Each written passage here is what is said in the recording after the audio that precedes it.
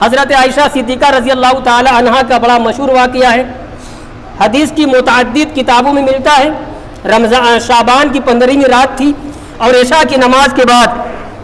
اللہ کے رسول صلی اللہ علیہ وسلم حجرہ پاک میں تشریف لائے، باہر سے آئے، مسجد سے آئے یا باہر سے آئے۔ حضرت عائشہ رضی اللہ تعالی عنہا کہتی ہیں کہ حضور نے اپنا پیرہن کرتا شریف اتارا، لٹکا دیا۔ حضور ابھی بیٹھے ہیں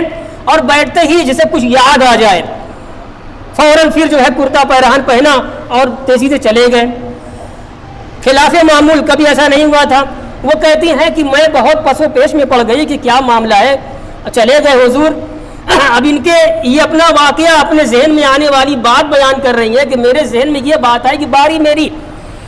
میرے حجرے میں رات گزارنے کی باری اور حضور چلے گئے۔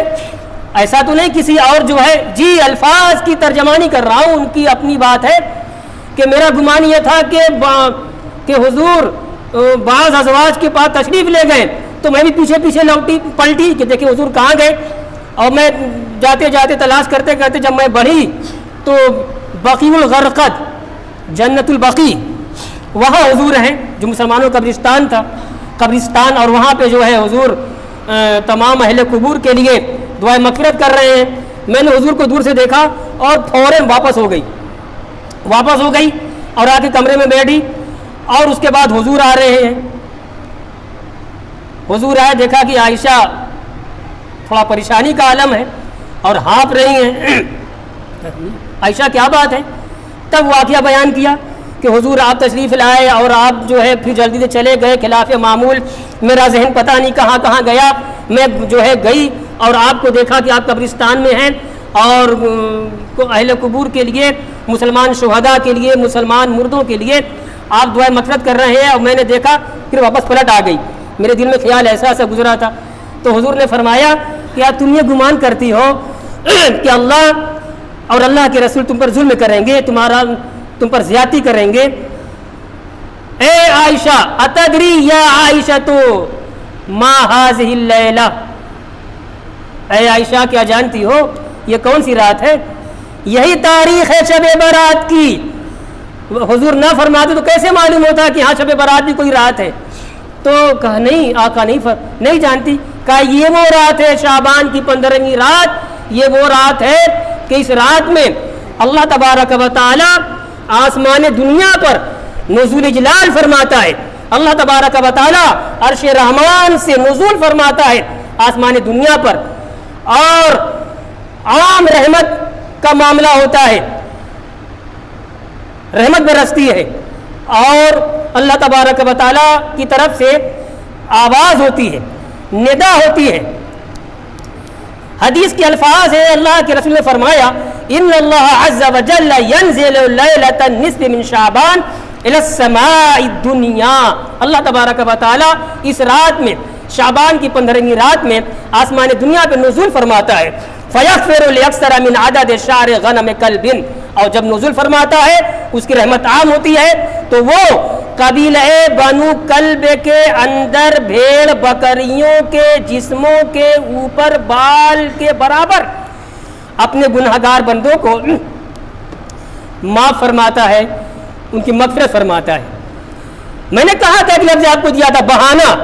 یہ بہانہ ہے، ایک خاص رات بنا دی۔ وہاں رمضان میں اس کی حکمت تھی، چھپا دو، لیلۃ القدر کی تعین نہیں بتلائی جائے کون سی رات ہے، پورے رمضان محنت کرو پا جاؤ گے، ایک رات پا جاؤ گے تو 1000 مہینے کی عبادت میں شمار تمہاری عبادت ہوگی۔ اور یہاں مشیت الہی ہوئی، بتا دو شعبان کی 15ویں رات اللہ تبارک و تعالی آسمان دنیا پر نزول اعلان ہوتا ہے کوئی اپنے گناہوں سے توبہ کرنے والا انسان کہ گناہوں سے وہ توبہ کرے اور میں اس کی توبہ قبول کر لوں؟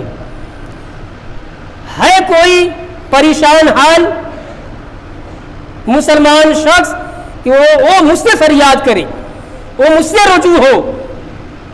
مجھ سے دعا کرے اور میں اس کی دعا قبول کر لوں، اس کو پریشانی سے نجات دے دوں؟ ہے کوئی استغفار کرنے والا کہ وہ توبہ استغفار کرے اور میں اس کی مغفرت کر دوں؟ ہے کوئی ایسا؟ بہت اہم رات ہے مسلمانوں۔ حضرت علی رضی اللہ تعالیٰ عنہ سے سنن ابن ماجہ میں حضرت علی رضی اللہ تعالیٰ عنہ سے مروی حدیث ہے کہتے ہیں اذا کانت لیلۃ النصف من شعبان فقوموا لیلھا، شعبان کی 15ویں رات جب آوے تو راتوں میں قیام اللیل کرو، نوافل پڑھو، نماز پڑھو، وصوموا نہارھا، اور دن میں روزہ رکھو، کیونکہ اللہ تبارک و تعالی اس رات میں آسمان دنیا پر نزول فرماتا ہے اور اس کے بعد فرماتا ہے نازل ہو کر کے الا من مستغفر لی فاغفر له، ہے کوئی مجھ سے توبہ استغفار کرنے والا کہ میں اس کی مغفرت کر دوں، ہے کوئی مجھ سے رزق مانگنے والا کہ میں اس کو رزق دوں، الا مبتلا فعافیہ، ہے کوئی مجھ سے عافیت مانگنے والا، سلامتی مانگنے والا کہ میں اس کو عافیت اور سلامتی ادا کر دوں، الا کذا الا کذا الا کذا، ہے کوئی ایسا ہے کوئی ایسا ہے کوئی ایسا، حتی یطلع الفجر، یہاں تک کہ فجر طلوع ہو جاتی ہے۔ رات بھر یہ معاملہ ہوتا ہے، کہنے کی بہت ساری باتیں، ہر رات ہم گنوا دیتے ہیں سو کر کے، اللہ میں توفیق دے کہ ایک رات قربان کر دیں اپنی نیت کو، اور جہاں تک ہو سکے توبہ استغفار پڑھیں، توبہ کریں، قرآن کی تلاوت کریں، نمازیں پڑھیں، دعا کریں، حضور پر درود پڑھیں، یہ ساری چیزیں ہیں، خوب دعا کیجئے۔ کیا ہے مشیت الہی بھائی، کیا ہے نا، یہ کریے بھائی اپنے لیے۔ اچھا ایک بات اور ہے، دعا جب بھی کیجئے، ضابطہ بیان کر رہا ہوں شریعت کا، دعا جب بھی کیجئے کسی موقع سے کیجئے، سب سے پہلے اللہ کی حمد، یہ سورہ فاتحہ کیا ہے، اگر کوئی مولوی صاحب نماز جب ہو جائے اور دعا میں ہاتھ بڑھا کر کے وہ پڑھے سورہ فاتحہ، عوام کا کہ پگلا گیا کیا مولوی صاحب، پگلا نہیں گئے، وہ سورہ دعا ہے، یہ سورہ فاتحہ کے جو ہے 20-25 نام ہے، سب سے جامع دعا ہے الحمد، تو سب سے پہلے اس میں کیا ہے، الحمدللہ رب العالمین، دعا کی ہاتھ اٹھائیے۔ تو اگر نہیں پڑھنا ہے آپ کو اردو میں، یا اللہ تو خالق ہے، تو مالک ہے، تو رزاق ہے، تو حاکم ہے، تو ہمارا مولا ہے، تو ہمارا آقا ہے، ہمارا پروردگار ہے، یہ اس کی تعریف، نہ درود شریف درود نازل کر اپنے حبیب اپنے نبی محمد رسول اللہ صلی اللہ علیہ وسلم پر، یہ ہو گیا۔ اس کے بعد پھر یہ نہیں کہ ہم کو یہ دے دے ہم کو یہ دے دے، پھر آئیے امت پر آئیے، پوری امت اسلامیہ پر آئیے، اس کے بعد اپنے پر آئیے، جو مانگنا ہے مانگیے، اپنے لیے، اپنے گھر کے لیے، اپنے روزی کے لیے، اپنی سلامتی کے لیے، عافیت کے لیے، بیماری سے نجات کے لیے، وغیرہ وغیرہ۔ اس کے بعد سبحان ربک رب العزت، یہ اس کا طریقہ ہے۔ تو دعا میں ہم کو یاد رکھیے، اپنے خواص کو یاد رکھیے، پوری امت کو یاد رکھیے، اور پھر اپنے لیے مانگیے، انشاءاللہ دعا قبول ہوگی۔ اور دعا اگر قبول نہیں ہو رہی، ہمیں لگ رہا ہے قبول نہیں ہو رہی ہے دعا، ہم دعا مانگے جا رہے، زمانہ گزر گیا، فلاں مراد ہماری پوری نہیں ہوئی، فلاں ہمارا مقصد پورا، جائز مقصد پورا نہیں ہوا، سمجھ لیں، آپ سمجھ لو، ہم سمجھ لیں کہ بہت بڑا راز ہے، اس میں راز الہی ہے، یہاں پریشان ہو رہے ہیں، بیمار ہے، دوا ہے ہو رہی ہے، علاج ہو رہا ہے، یا اللہ جو عافیت دے، مولا سلامتی دے، مولا تو نجات دے دے، نہیں ہو رہا ہے، بہت دیکھا جا رہا ہے بھائی۔ تو اب کیا ہے، صبر، یہ صبر، اپنے دل کو تسکین دی، صبر دیجیے، دلاسا، ڈھارس، بہت بڑا اللہ کا، اس میں اللہ کی حکمت ہے، یہ راز الہی ہے، وہاں اس کا راز کھلے گا، اور ساری دعاؤں کے آثار اور ساری قبولیت کے نشانات ہمارے سامنے ہوں گے۔ حدیث پاک میں سرکار فرماتے ہیں